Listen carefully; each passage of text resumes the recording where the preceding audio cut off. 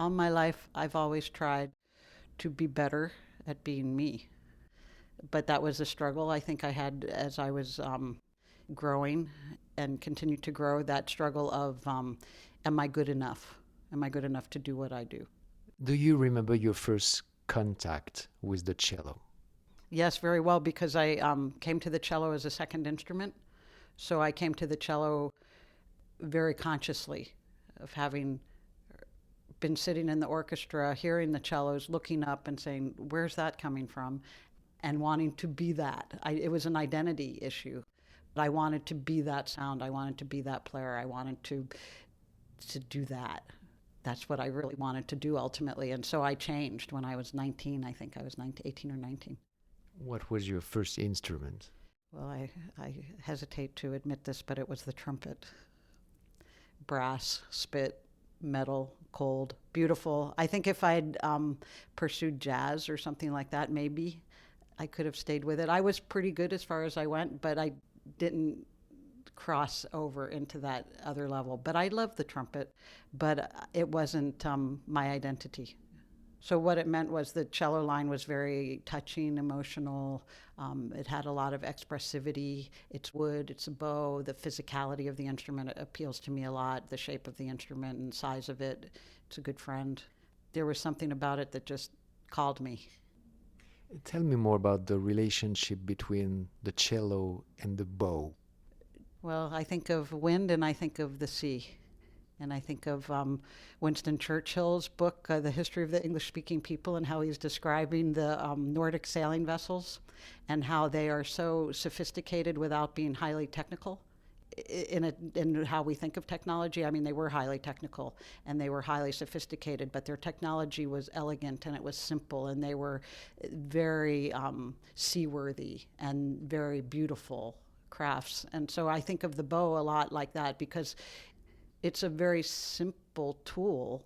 I mean, it's horsehair and a frog and a tip, and yet it's not simple. It's beautifully designed and it's very, very sophisticated. And when you play a great bow, the balance of the bow and the way that it's been made is incredible, and you feel it. And it rides the string, and it's the wind, because it is like the breath of the wind player. The bow is the thing that gives the sound the life. It sets the tone to vibrate. And so your phrasing and your sense of line and breath is all about the bow. Would it be possible to learn how to play the cello without a teacher? Of course, it just impact how you played it. But yeah, I think you can play anything without a teacher, and in some ways you gain a lot by finding your way. And you find a very unique and personal style. There's this guitarist who was his own teacher. I can't remember who it was, but he strummed only in one direction. And so by strumming in one direction, he had a very, very distinctive sound. It's a little bit like French Baroque music. French Baroque music, they're constantly starting phrases with down bows because it was visually pleasing to the king at the time, right? And so that gives French Baroque music one of the very distinctive qualities of style that it has. And so when you do things your own way, you find your own logic, you find your own solution, and it may not be the universal solution. It may be actually very cumbersome, and it may be physically less efficient and kind of wrong from a technique standpoint. However, if your goal is expression and to find your own voice, of course. I think the best teacher is a teacher who teaches their students to teach themselves. For many years, you've been teaching. How would you describe your approach as a teacher? My philosophy is to take my students to their best next step. And so I think it's extremely important to meet them where they are, to find them first, which recently is somehow harder to find people, because where I was when I was training and when I was being taught as a younger cello player and musician, it's a very different place from where I find students outside of the conservatories. Like if you're in the conservatory, I feel that the approach is similar to what I experienced.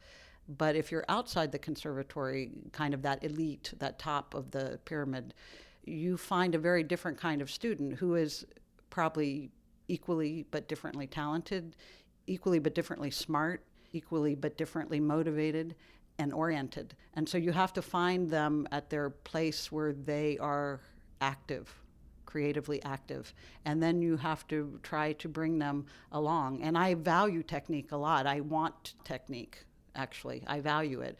I can also appreciate art that isn't about that. But I know myself, and I know that I appreciate having an eloquent vocabulary, and technique gives us that.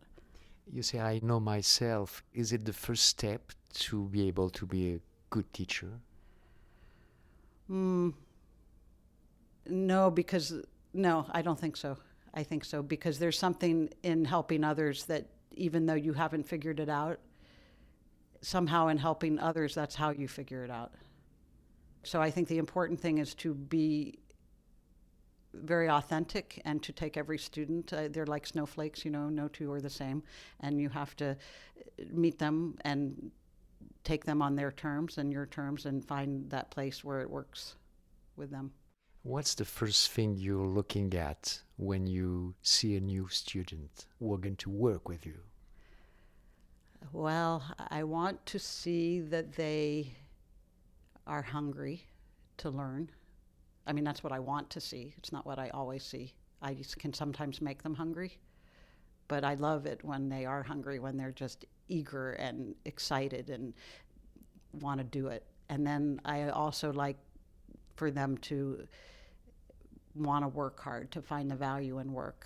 And the discipline of it is a very liberating and wonderful thing that is initially off-putting to a lot of people. But it's the discipline and the process and all of that stuff that ultimately brings great joy, right? And so we have to work. We have to work hard. So the working hard is what's most important. How we work hard, I can be flexible with that. How would you describe a talented student? In many different ways. Some students are talented because they have a lot of different ideas about solutions to the musical problems and the technical problems. Some students are talented because they have the gift, they have the ears, they can hear, they're innately musically talented. Some are talented because they're sensitive. They have a sensitivity and something where the music touches them so much that it pushes them. And if you have a student that has all of these different qualities, that's when you have a really gifted student. So there are lots of different ways to be smart about music. But I think talent perhaps is overrated. It's really how hard you want to work. Did you learn something essential from your teaching for you as a musician? Always, yeah. I learn a lot by teaching. I'm learning all the time about listening, being still, listening, just not talking so much in the lessons, playing back and forth. How would you define what listening is? It's like not being afraid of the empty space and building a trust that if you allow for the silence, if you allow for the empty space, that something important will come to fill it. And we're so afraid culturally of the empty space, of the silence, of the conversation that has a moment's pause. And we're constantly trying to fill everything. And yet, if we just create this empty pool, the tide will come in and it'll go back out again. You'll see all these treasures in there. That's what silence is. It's an absence of a kind of fear. Is it possible to teach that? Yeah, I think so. I think people have a tremendous capacity and we should never underestimate that capacity. But I think that it's something that's latent in probably most people. It would be the exceptional person that would not have that ability within them. But I think we don't live in a time or in a culture where people are encouraged to really stop and to be still and to allow things to come and to trust that they will. I think it's really important to share with students and other people that it's difficult It's difficult for everybody. And that the fact that it's difficult doesn't mean you won't get there. It's just difficult, so you have to keep trying. Why is it difficult? Well, I think it's that fear that I was just talking about. I think it's the fear that nothing is there, that nothing will come to fill the empty space, and that the empty space is in fact empty, which I don't believe it is. I think the empty space is quite full of all sorts of wonderful things. Why does it appear as empty? Because our minds are cluttered with ridiculous stupidity, like superficial entertainments that just occupy the time and don't take us deeply into the moment. So any number of superficial activities. I mean, of course, I'm thinking about social media and these kind of very consuming tasks that we have, though I have to say that I'm sure every age has had its own example of that. I just read this book, Hamlet's Blackberry, which is a pretty good book because of what he's talking about in the book, how each age has its own challenges, but from age to age, the challenges really aren't that different. Our version of being unplugged is technically different, technologically different from Shakespeare's time, but in fact, people have a capacity. It seems like we have this innate capacity to get embroiled in meaningless activities, and it's hard, I think, to pursue the things that really make us happy. There seems to be an aversion to that. So, learning music with you is much more than just learning music. Yes, and I think it has to be. It's way more important to me to meet my students as three-dimensional people. It's very important when they come in to class to say, "How are you?" To check in with them somehow. And of course, I'm not going to get an honest answer very often, but the fact that I'm asking and I'm looking at them with interest and connection, and you have to strike the right balance. It has to be appropriately personal. But I do care about them, and I care about ideas, and I care about them and their philosophy. And so I share with them my philosophies and the things that I find compelling in readings and things like that, because really I just want them to think. And for my cello players, I want them to think well and to feel well about their music on many there are many different ways. It's like a sculpture that, it's three-dimensional. You have to walk around it. You have to sculpt from every side. You have to see it from every side. And most important, from the inside out. Inside out. Yeah, you have to get into the rock and try to look out of it and see what's there. Because if you're only chopping away at the outside, it doesn't work. But if you work from the inside, then you start to have something that has some depth and different layers of process. And I like that. In my own process, layering of the process is really, really important to me. How can you know that you're inside? You just do. It's a feeling. You just know. When you get there, you know. It's a rock. The analogy was a rock. I would say that music is not a rock. Music's a gas. It's somehow elemental one way or the other, right? And it's about trying to find yourself in the center of it at the same time that you're outside of it. And that can be difficult, really difficult. But it's something to work towards, it's something to strive for sure. Do people need to know something to enjoy classical music for you? That's a big question, isn't it? Yes and no. There are good arguments on both sides, and I have to say I agree with them both. For me, as a kid in my band room, when my friend played a Bach two-part invention, I was, what is that?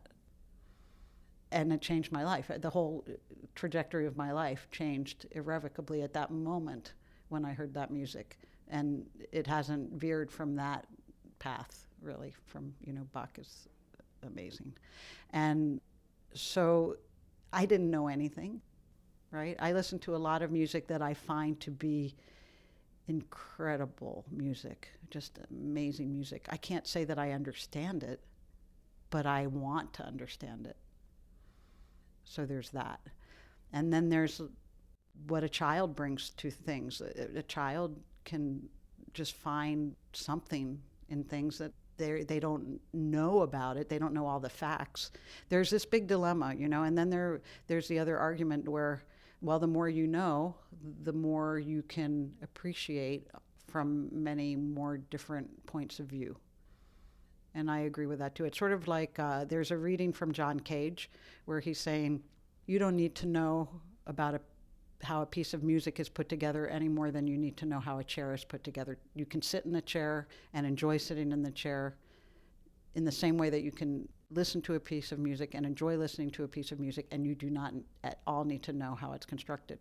Then you have Aaron Copland's same vintage, his listening to music, where he's explaining form and how to listen for the exposition and the development and the recapitulation, and explaining the key relationships and all these other things that are also very fun and somehow help us. And I think we have to find our own way with it. And I think an openness to finding that way is what's probably most important. I think ultimately it has to be what happens when the sounds reach your ears and how that works in you, how it works in your mind, how it works in your heart, how it affects your body. It's that. But then you want to spend more time with it. So what better way than to study it? That's for me, I want to spend as much time as I possibly can, and one of the best ways to do that is to learn more about it. I learn about the composer, I learn about the place, I learn about the time, I learn about the piece itself, its construction, its differences from other musics that surround it and were at the same time as it. And I learn as much as I can because that deepens my process. And whether or not that's directly communicated to my listener, somehow I believe that the depth of process is audible somehow. Yeah. What kind of experience are you looking for yourself when you're playing on stage? A good one. And a good one means one that where I feel that I am doing a good job conveying the message of the music, whatever the music's message is. And I'm more of a conduit. I have a cousin who's deals in fine antiques, and he always describes himself as a custodian of the artifact. And I guess I feel and that's always resonated in me, and it's just at this moment that I realize why. It's because I feel my type of expression is more that I am a custodian and a conduit. I'm not like some other artists who are more, it's about them. And that can be a very positive and good thing. It's just different from where I think my best strength is. And so I'm interpretively, though, it's how you shared, like, why should I play Brahms and somebody else play Brahms? Well, maybe because the part that I love the most is different from the part that somebody else loves the most. And so I'll just linger a little bit longer or push it a little bit ahead in a slightly different way. And then the listener will maybe feel that with me, and they'll have a different experience than they might have listening to someone else. That would be my hope, that I can share what's special to me about the piece in a way that reaches my listener and that is satisfying to me and my collaborators on the stage too. So I don't really, the traditional stage where you're there and the audience is someplace else. I would much rather it be a more inclusive environment without barriers so that we're in it together. The audience has a big, important role, and they matter to a performance, the presence of the audience. Having their attention, you can feel when they're with you and you can feel when they're not. And it's just the excitement of sharing something with people. Even though when I'm performing, I'm often really in that inside place with the music. And I'm hoping that if I'm really in there and I'm in there well, that they'll come in there with me. So it's not about necessarily me going to the audience, but can I bring the audience inside with me? Can I give them the experience of what it feels like to be inside the art? Because that's the best place to be for me. It's the best place in life to be, is inside the art.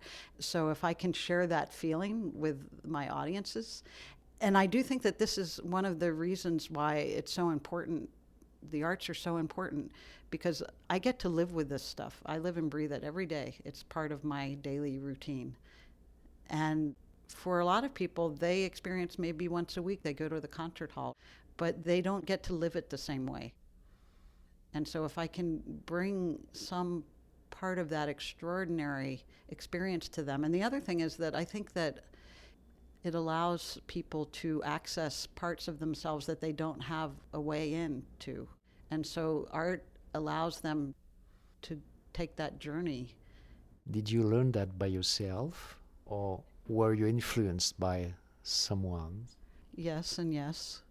I think I'm influenced by everybody that I value, that reaches me. Like when we talked a few months ago, it had such an important, it's appreciated it so much. It was just so nice to hear your ideas and be the privilege of your thoughts and your reckoning with the state of the world, and your optimism had a big effect on me. So when I'm lucky enough to meet people like you and to talk to other people that people bring us things, all sorts. I met this woman on the train last night on the subway. She's a subway worker. Just we're from very different backgrounds and oriented very differently, but we had like this great conversation. So somehow I learned some of that from her. You just learn how people deal with their lives and how they find their way, whatever that way is. There's no one way. I'm oriented this way because I'm a thoughtful person, and I value ideas so much, and I value expression and art so much. So it's logical to me that my path would be concerned with the inner world. It's way more concerned with the inner world than the outer world. That's my way. Yeah. And not only the inner world, but sharing Yeah, the inner that's world. so important. The sharing is really so much of it. I mean, there is something to quietly spend your time doing these beautiful things. Spending your time playing music is a good occupation. And even if you only play for yourself, it's like a meditation, or it's like a very good place to take yourself. But then when you get to share this kind of deep experience with other people and my colleagues, when we make music together, when we're actually making music together, the actual making together in real time. I mean, we exist in real time and the music meets in real time. And I think for our listeners, they feel that we are making music together. But the actual moments when we actually go away from the script, but stay on the script, and something magical happens, I mean, that's what you live for. It doesn't happen that often, but you keep going because it happens sometimes. I'm gonna leave the space, keep the microphone, and add whatever you want to the interview. Well, what I would add would be thanks to Philippe for giving me this opportunity to share some of my ideas, unformed though they are. It helps me know them better, to speak them.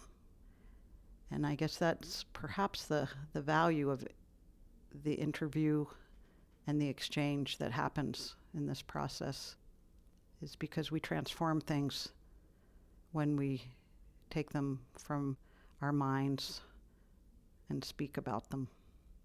And more of what I would say would be silence. The rest is silence, as they say.